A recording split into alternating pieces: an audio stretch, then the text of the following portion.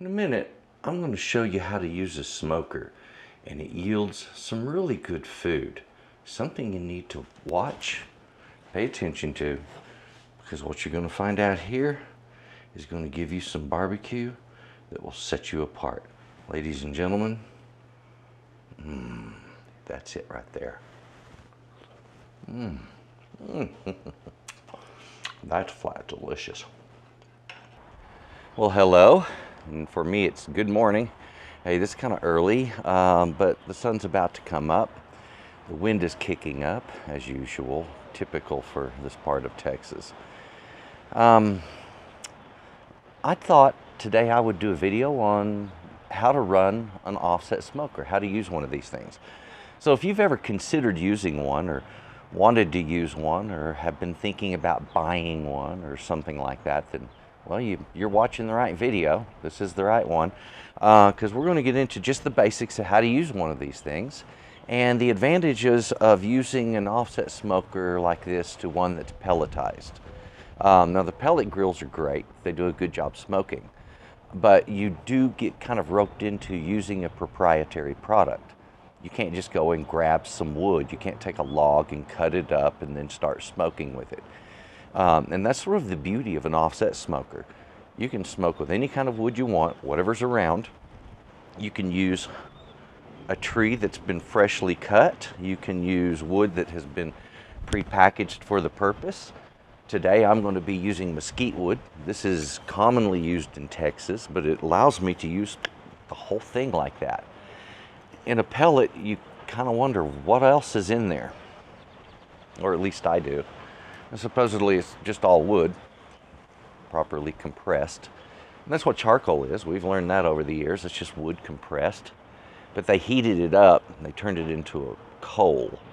So this is all wood. And I like to use this in an offset smoker. The neat thing about this is you need a fuel source. Now you can of course use the wood that you got there, but a fuel source like this is a little more controllable than this.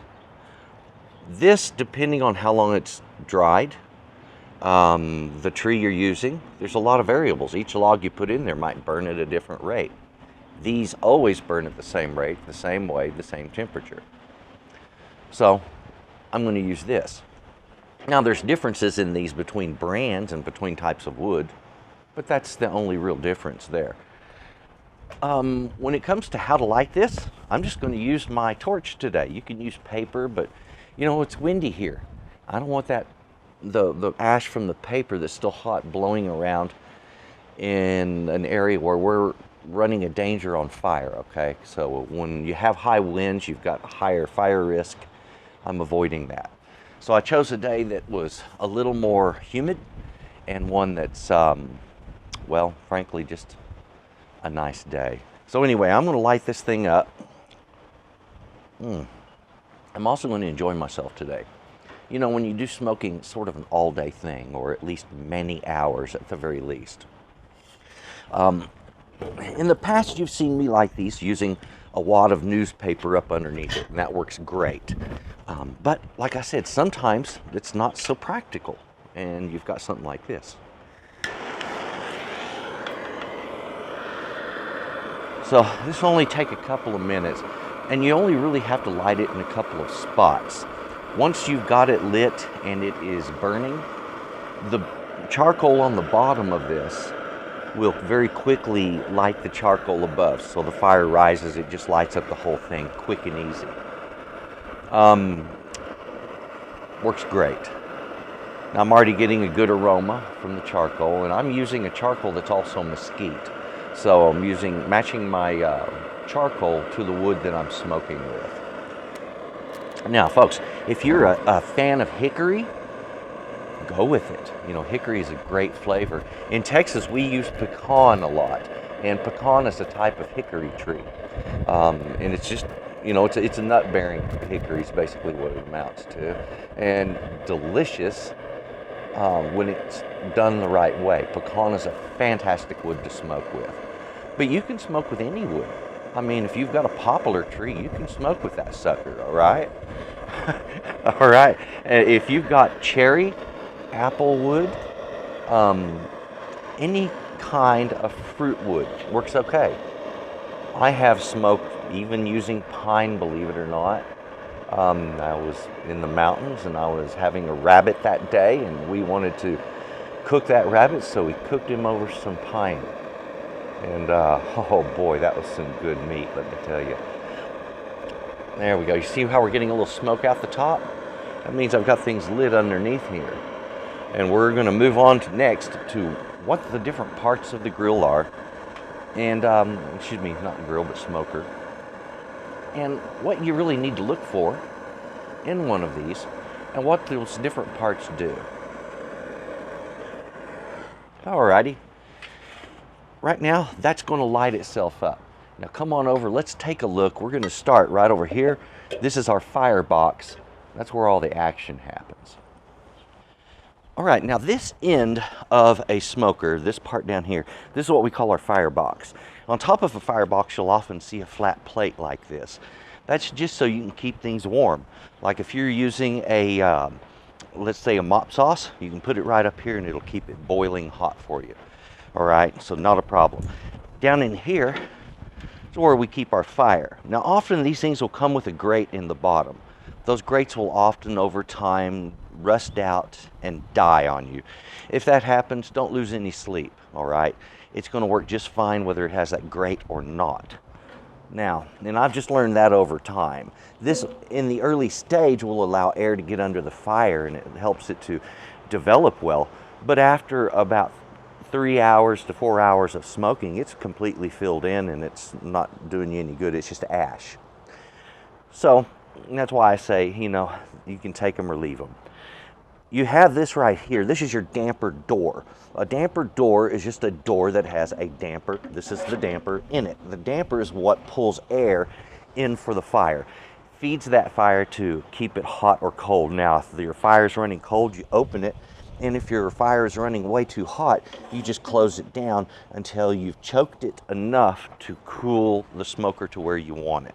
Now the real trick on a smoker is keeping it at a steady temperature that's cool enough to not cook the meat, but warm enough to allow proper smoking, all right? Now, smoking can be done at any temperature, but it's best to do it really at a lower temperature, and the lower the temperature, the better to my experience, all right? Now, a firebox can also be used as a grill. This comes with some small grates that go right in here, and if I want, I can grill burgers in this thing. So these things can sometimes be dual purposed if you want them to be.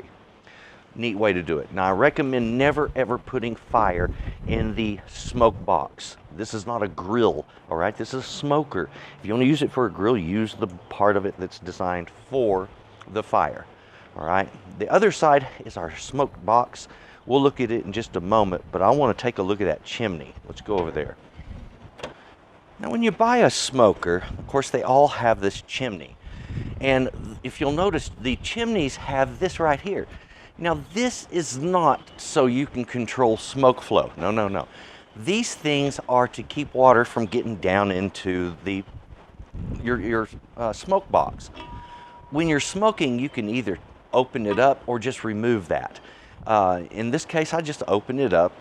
I open it all the way. Now, the whole idea here is the better you move smoke across the meat, the better the flavor of the meat will be. So we got to move the smoke across it, not keep the smoke just hanging out around it. And to do that, that means opening this all the way. So always remember, keep that sucker open. All right, now we are looking down into our smoke chamber. This is where we put the meat. The only thing I'm going to really caution you about here is keep the meat away from about 6 inches of this end of the smoker. So pull it into about here and keep it over on this side. That keeps you from getting overcooked meat edges, all right? You don't want that. And if they are closer, make sure you rotate it frequently. On a smoker like this, you always need some form of moisture in here, because what'll happen is of course you're running a fire. Things get really dry up in here. We don't want our meat drying out, so we do something that creates a more humid environment. Putting hot water into a pair of pans down here, or you can use a series of them, is a wonderful thing to do. It keeps the meat much more moist, and you get better smoke quality across the board. Also, these things will catch the drippings off of the meat, and you end up with a lot less of a mess in the bottom of your smoker and in your catch bucket as well. Now, the smoker also has a bucket hanging off the side. There is a drain hole in the bottom of the smoker, the smoke box here, and that is to allow any grease or water or whatever gets in there to be able to flow out. All right, that drain stays open all of the time. Now, as far as brand, I can't really say one brand is the winner. All of these things have their characteristics. What I will say is look for quality. Now, when I say quality, what I'm talking about is, see the wheels? Good heavy iron wheels. Also, the placement of the wheels relative to the firebox. The wheels on this were brought back, and it makes it a lot easier to lift it and to roll it around. That's because the firebox acts as a counterweight to the rest of the thing when you're trying to move it around. And I don't recommend doing that very often, so keep your moving on your grill to a minimum. So you also have upper grate, lower grate. That's things to look for on one of these. They're very handy to have. Having one of these that allows you to open that lid easily with stuff on this is helpful. So the further out this comes, the better off you are. I frankly wish that this one extended about another 6 inches. Had it done so, it really would have been a lot more beneficial. Although it does its job. The bottom down there, I've hung a bucket. They don't usually come with one. Keep something on there so that in case it rains, you don't overflow, okay? Because if that's partially full of drippings off of your smoker and then it rains, you're gonna have those drippings all over. And well, you see the stain on my concrete down there. It happens, it's messy, and you just don't want that going on.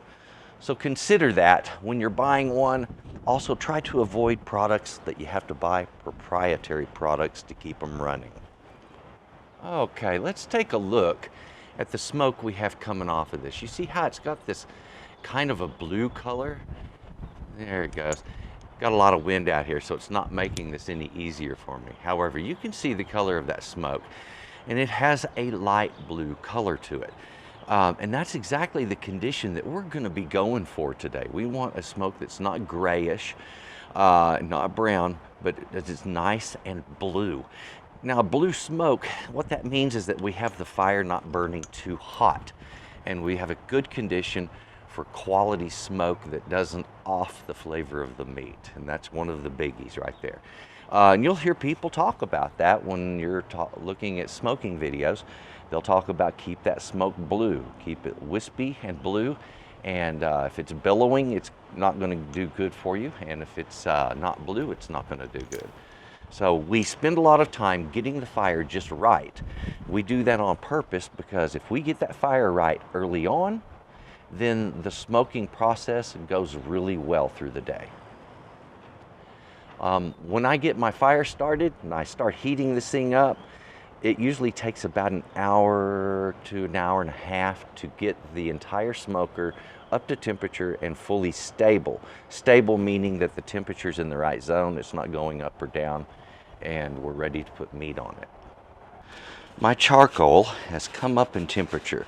It's ashed over on top a little bit, and when it's done that, we can put it down below. Now, if you have one of these that you pour out of, do yourself a favor and put on gloves, okay? Because even with the heat shield, these things get really hot, and doing this can sometimes burn you.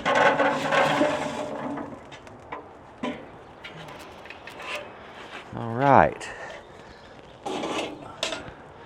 Now, other than a little ash I have here, there's really no mess.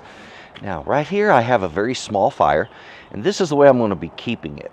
But I usually use a set of tongs out here, and I'm going to go get those tongs, and I'm going to add a little bit more charcoal to this, and we're going to build a good fire to heat the whole thing up. And I want a certain specific temperature on my smoker. I want the smoker box up here to be right at 200 to 225, and I want to keep it there, that 200 to 225 degree window all day long. All right, so there's a little better view, and what I'll do is I'll keep the charcoal pretty much off of the door over here. And I do that so I can operate my my door and my vent without having any problems. Right now, a little bit of this right here. So as you can see, this can be a little bit messy. Does not have to be though. So I'm going to open my damper about, a little under halfway, just because I know this smoker. And that should be more than enough to get the whole thing really good and hot. Now I've started with a good amount of charcoal here. In fact, more than enough to really get this going. However,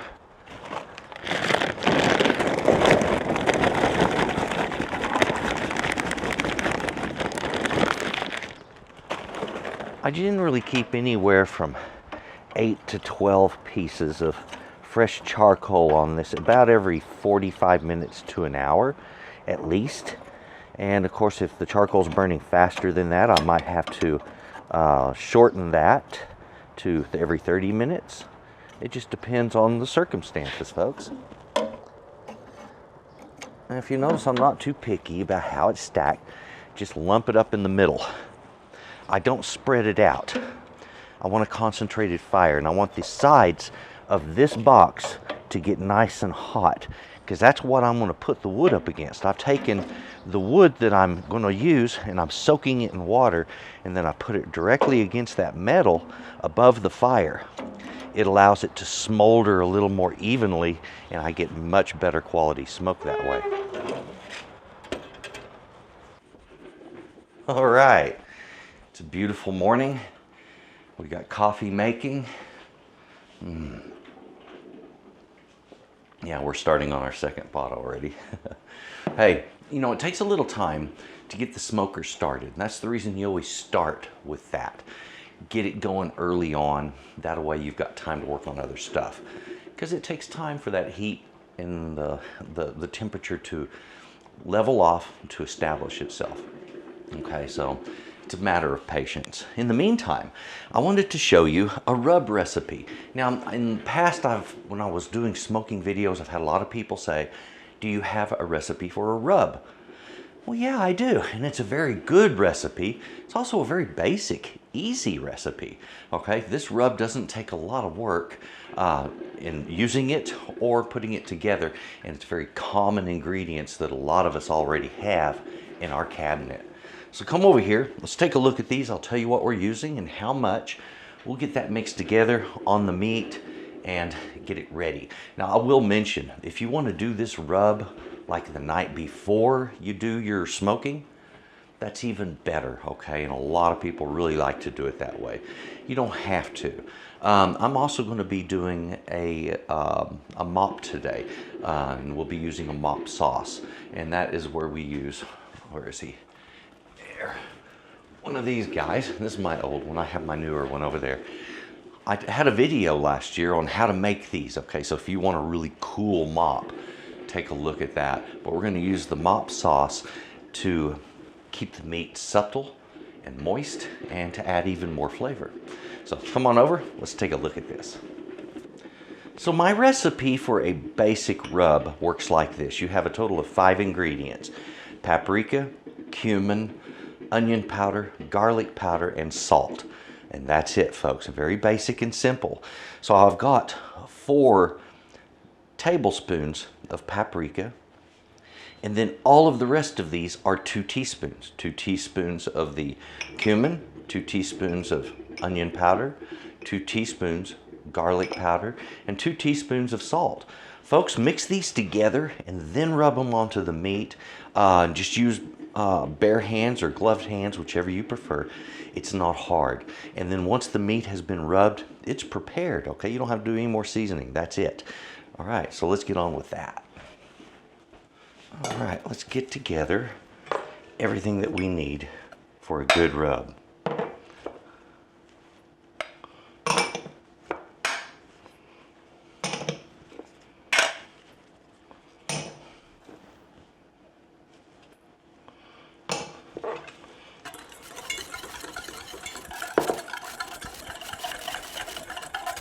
There we go. was not hard at all, was that? So we have our rub, and you just want to take that in hand, gently sprinkle it over the top, and then rub it on in. Look at that. Nothing more to it, folks. And do the entire piece of meat that way, all right? Now this is enough rub really to do a decent sized brisket. Today I am doing this pork shoulder, and pork shoulder, a really neat piece of meat. All right, these are inexpensive, first of all, delicious. This makes pulled pork, oh, and the flavors when you do a smoked pulled pork, oh, it's unbelievable. And we're going to be doing a smoked pulled pork that's got a nice rub on it too.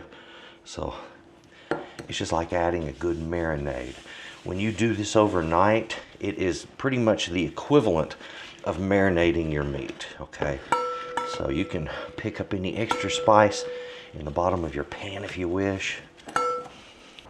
All right, now the temperature on my smoker has been coming up, okay? The metal's getting good and warm.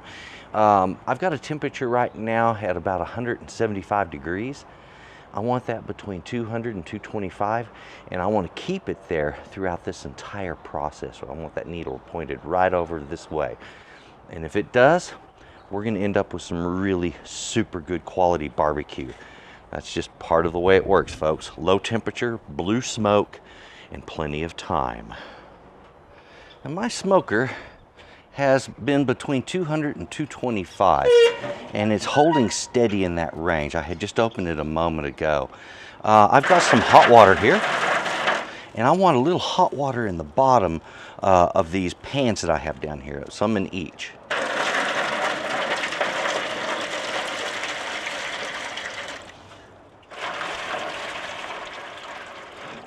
Now here's the thing of this. You don't have to have those filled, all right? They don't have to be brimming full. A ½ inch to 1 inch of water is more than enough. We're just looking for a little steam in the box, that's all.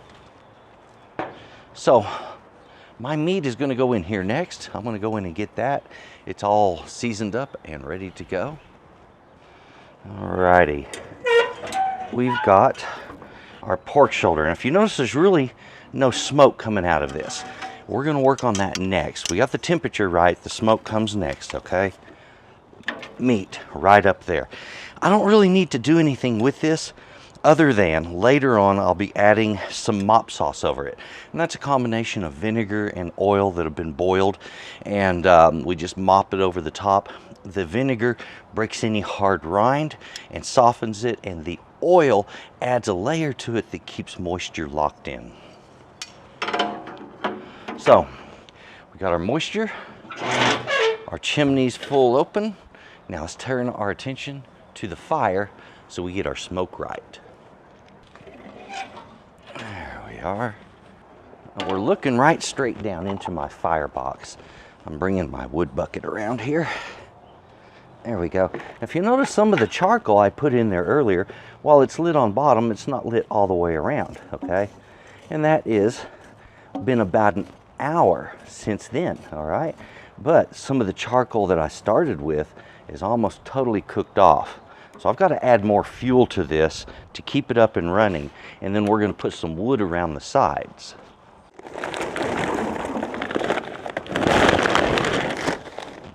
Now, as to the brand of charcoal, I'm not going to advocate any brand, because folks, I have had some expensive charcoals that did not perform very well, and I've had some really cheap charcoals that I was thrilled with. Okay, so I'm not going to say this one's better than that. I'm just going to let you do your own discovery and discover which ones you like.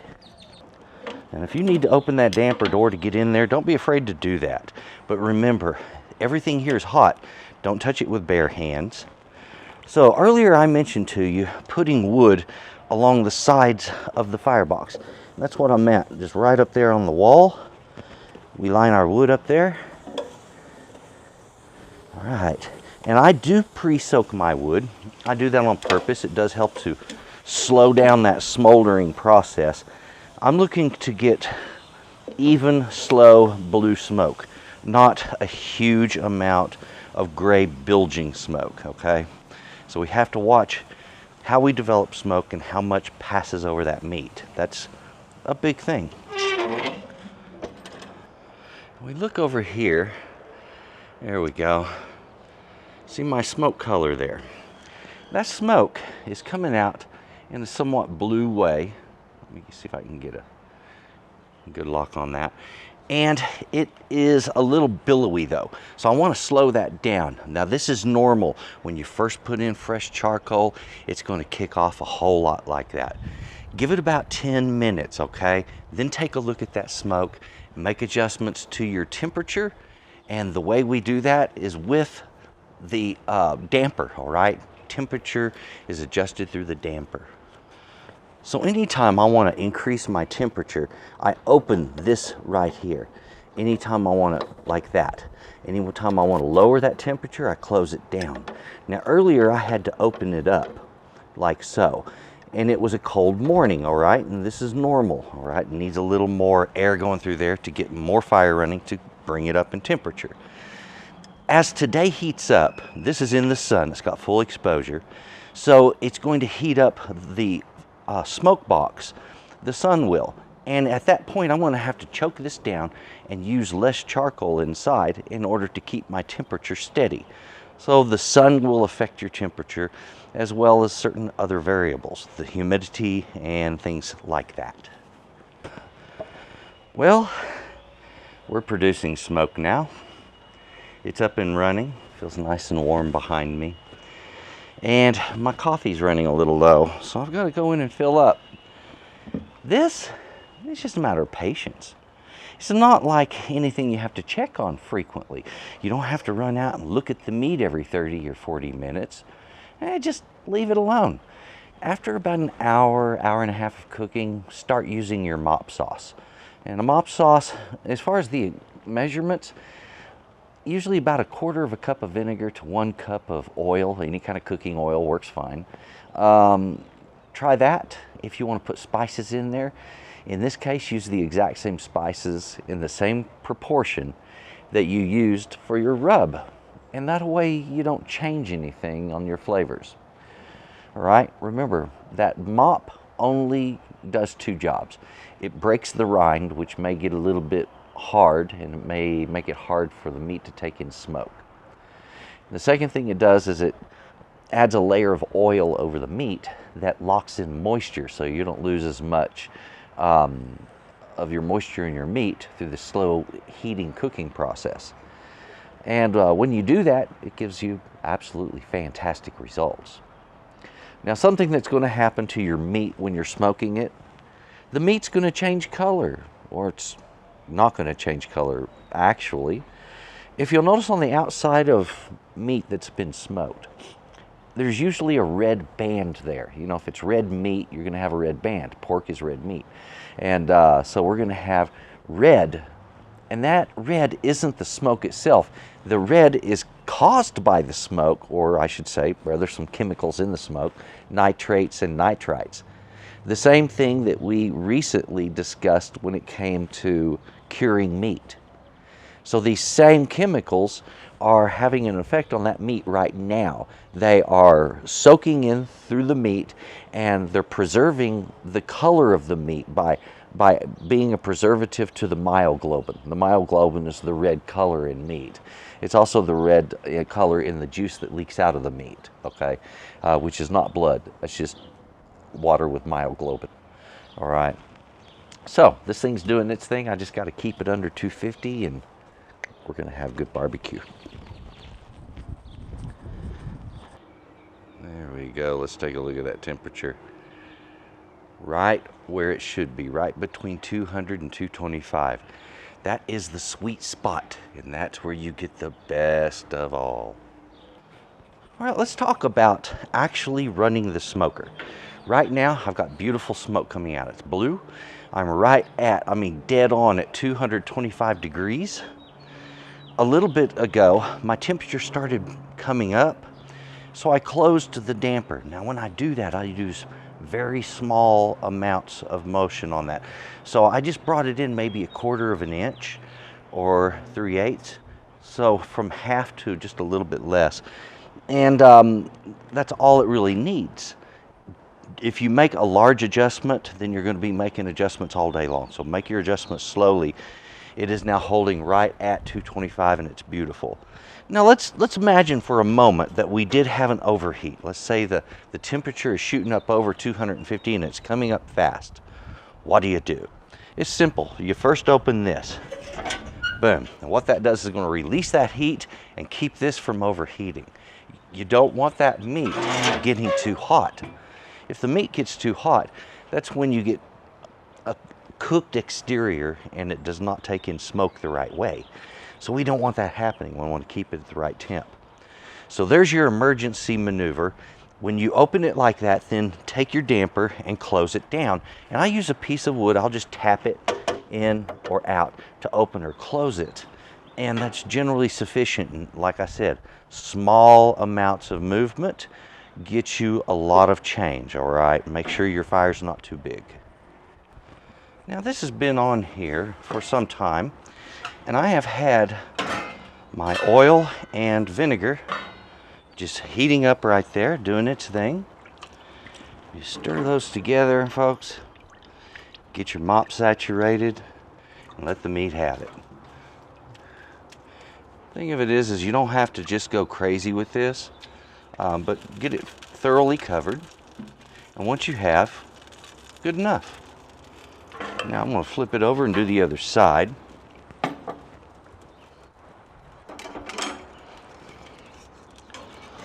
All right, there we go. You can see how that looks quite dry, but that's really just the spice looking dry. The meat underneath is soft, supple, and has just barely begun cooking. It's only been about an hour and a half now, 2 hours roughly, that this has been on here. Yeah, I think it's been about 2 hours now. There we have it. Just a matter of patience now. And remember, plenty of smoke, but not too much. Keep the temperature right. This has been right at 225 and it's been doing beautiful. Well, it has been a day of smoking. I'm looking into the sun and it's really bright. It smells of this beautiful mesquite wood. I absolutely love that stuff. The flavor's delicious. So if you ever get a chance to try it, do that. And you're getting a real Texas flavor that way. This thing has been going now for about 7 hours. So what I'm going to be doing next is taking this meat, I'm going to put it in a 13 by 9 pan. You know, one of those with a little 2-inch deep lip on it. I'm going to cover it with some foil. Oh, do need to mention, I'll put in about 1.5 cups to maybe at a total of 2 cups of water. The idea here is I'm going to put it in the oven and braise that sucker. Now, it's going to be a little warm bracing temperature. It'll be about 325. That's going to be about 100 degrees warmer than it's been cooking up over here. However, what it's going to do for that meat, it's going to get moisture into it. It is going to cause the meat to break down and literally fall apart. It will, well, let's see how to say this. It'll fall off the bone. There's a bone inside of that roast, and I expect it just to slide out nice and clean. So that's what we're doing, is we're going to put it in that oven and let it braise. Now, 7 hours of smoking is nothing to sneeze at. That's a lot of smoking, especially on pork. Pork takes smoke in really quick, really easy. It pulls that flavor in, and you can affect it really deep, and it doesn't take long. So, time for the oven. All right, let's take a look at what we have created here. So as you've seen, using one of these is not a huge problem. This is a huge chunk of meat, and I have a small smoker. All right, I could have easily done a brisket on this, another one of these, and a couple of chickens. All right, easily. So these things have a lot of space. You can cook a lot of food. This, which is absolutely gorgeous looking right now, it needs a little bit of time under cover in the oven. Some braising will take this and turn it into a subtle beauty. The smoking is done. The smoke has penetrated deep into the meat, and the flavor is there, ladies and gentlemen. I've just got to take this and get it really soft and tender. When the bone that's in this will just slide out, this sucker is ready, and that'll be apparent because you'll see the bone sticking out. Nothing more than just a little water down in this pan. Now what I've started with here is 1.5 cups. That should be more than enough, and this really shouldn't take more than a total of 2 hours if it takes that much. All right, this thing's all wrapped up, ready for the oven. Let's do it. Yeah. 325 degrees with plenty of water. Cover it well until it's fork tender. I'm going to check it in 1 hour, and then I'll just turn it on for an hour at a time. There we are. Let's take a look. Oh yes. Now, I'm seeing exposed bone. I'm seeing it coming free right here, see? And that's what we're looking for. We're looking for the ability for this thing to come apart easily. Look at that. Isn't that beautiful? Nice pink underneath. That's exactly what pulled pork should be made from right there. All right, now here we go. You get a little bit closer view with this. You can see how the thing is actually coming apart. The meat fibers pulling apart. You see that pink, that beautiful red color that we were looking for, the red band. It runs deep on this. So there's a lot of it there. Now it's just a matter of shredding it, heating up some beans to go with it, and hey, we got a meal. This is why we call it pulled pork. It is quite literally pulled apart, okay?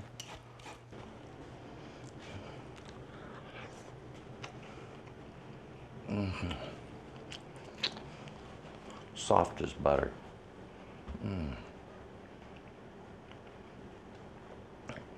Easy to chew, easy to swallow.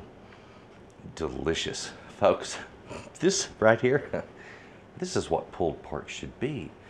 It's just flat delicious. Give this recipe a try. You're going to enjoy it. Please do me a favor and take a look right underneath here in the description box. You're going to see links to my website, links also to my social media. You're going to see Texas Cooking Today there. There is a lot of recipes, folks. So please enjoy all of that. Check out what I have for you. Thank you very much for watching. Now, if you haven't done so, click that subscribe button. A thumbs up's always appreciated. Drop some comments below, and thank you for watching. Bye-bye.